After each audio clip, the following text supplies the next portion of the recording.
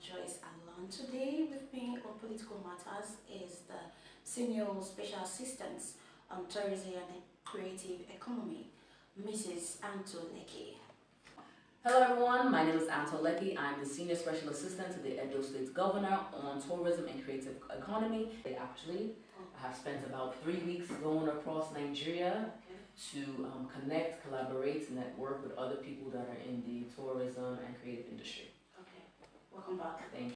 Bringing us to tourism issue. What initiative has the SSA office taken to promote tourism in the States? I've been doing a lot of social media activations. Okay.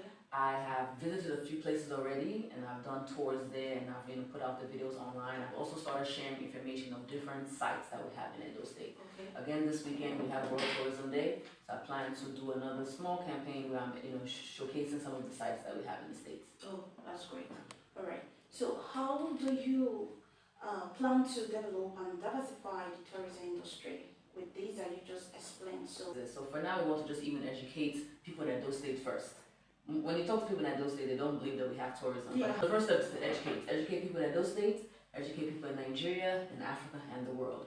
So first is by just putting the information out there. For now, people don't even know where to look for information. So that's why I'm using my platforms for now to push information out. We are sitting here in the Edo State Tourism Agency, and some of our initiatives in the agency is to create their websites where people have a one-stop shop of everything Edo tourism. So coming soon, we'll have that. Yeah. So what role does cultural heritage play in your tourism development strategy? There is no tourism without our culture. That is what we are selling.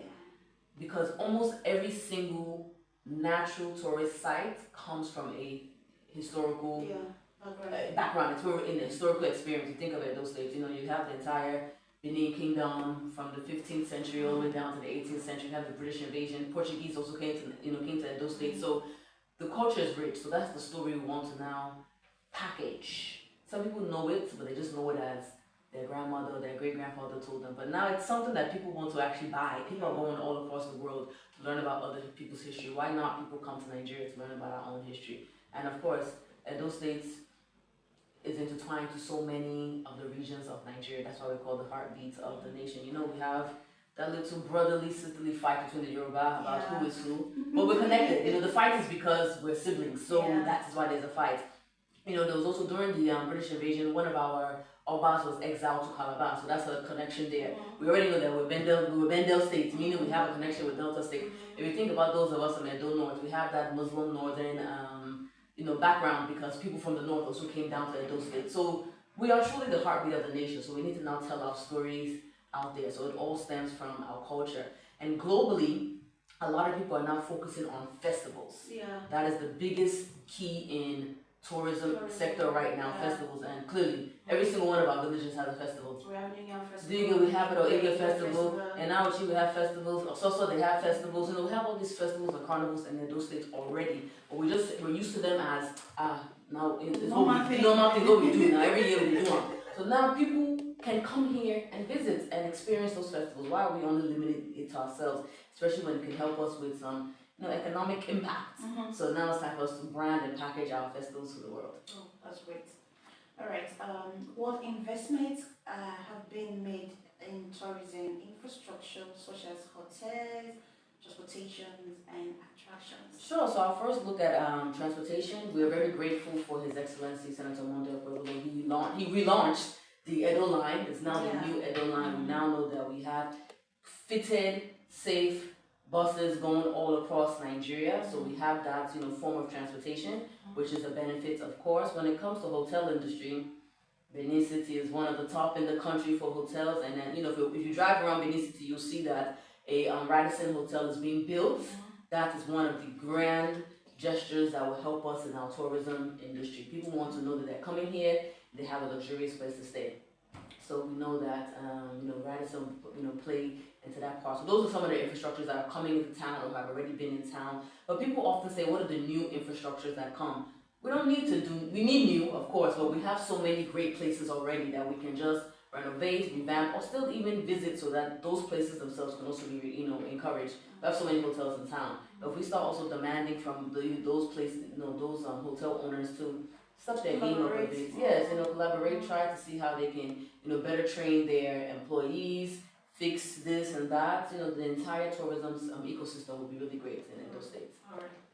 So, how do you plan to improve accessibility and amenities for tourists? We are beginning to go back on our study tours, visiting these locations and speak directly with the managers on what are some of the issues that they're facing and also maybe some of the complaints that some tourists may have already shared with them.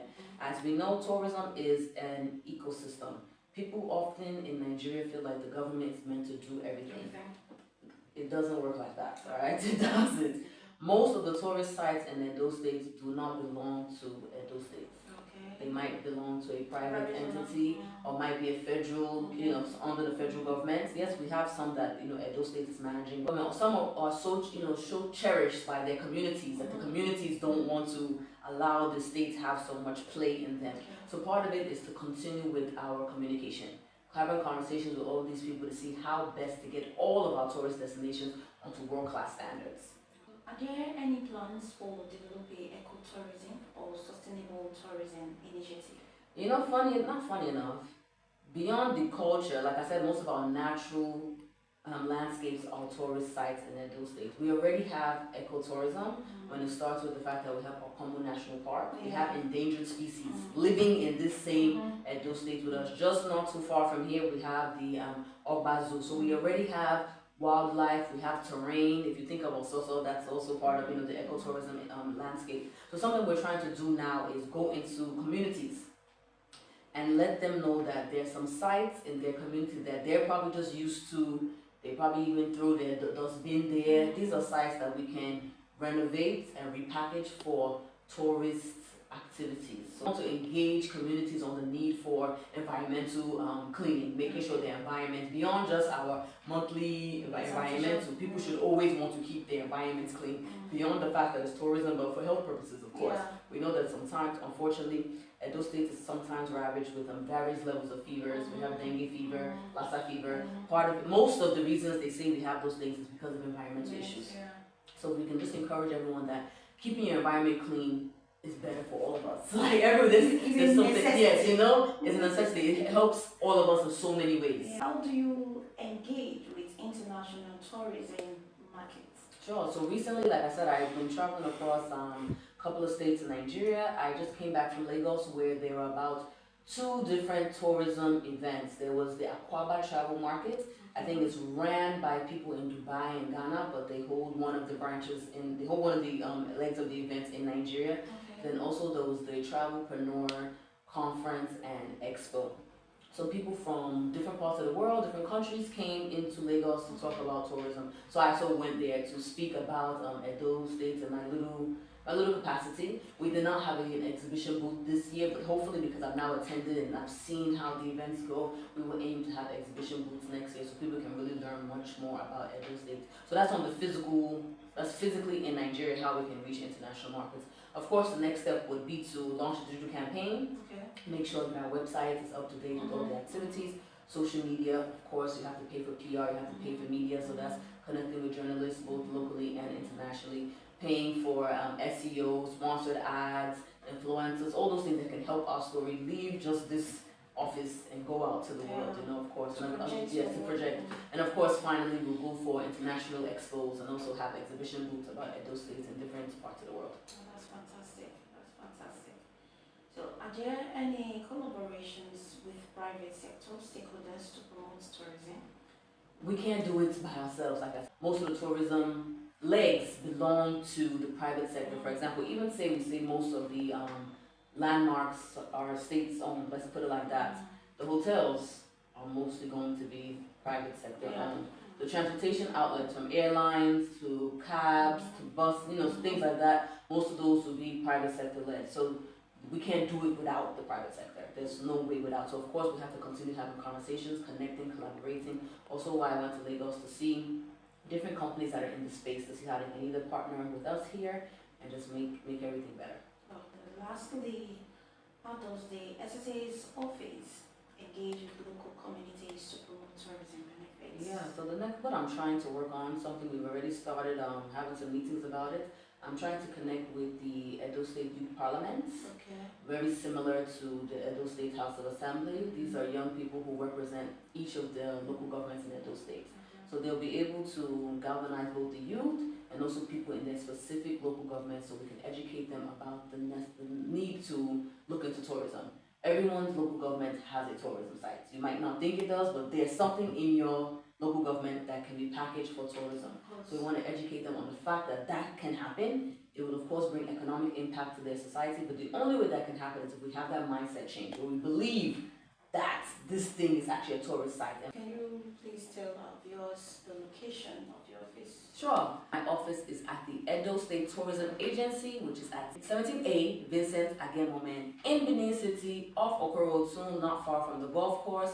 We are here to answer your questions. Yes, we're pretty busy, because we got a lot of work to do, but just come around and we'll attend to you. Thank you. All right. Thank you very much.